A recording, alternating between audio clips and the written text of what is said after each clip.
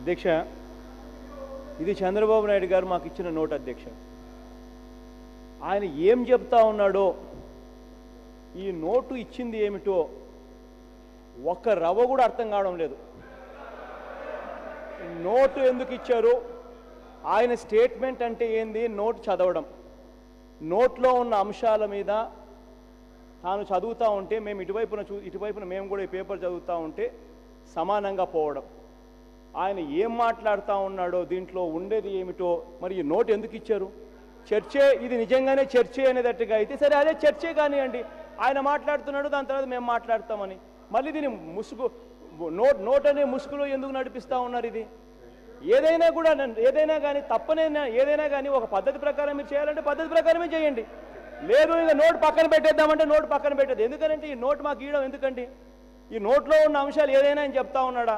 ఆయన ఏందేందో చెప్తా ఉన్నాడు, మేము వింటానే ఉంటాం. అసలు స్పెషల్ స్టేటస్ అన్నది ఇవాళ మేము ఇవాళ 15 నెలలు అయిపోయింది.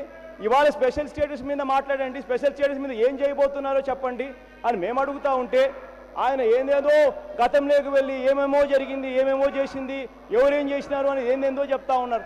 అప్పుడు ఏం జరిగింది, ఏం చేశారు అన్న సంగతి ప్రజలందరికీ తెలుసు.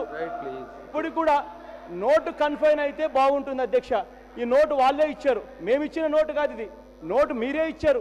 మీరు ఇచ్చిన ఈ నోటుకు మీరు కన్ఫైన్ అయితే కన్నా నోటుకు అర్థం ఉంది, స్టేట్మెంట్ అనే అన్న పదానికి అర్థం ఉంది, లేదా స్టేట్మెంట్ అనే పదానికి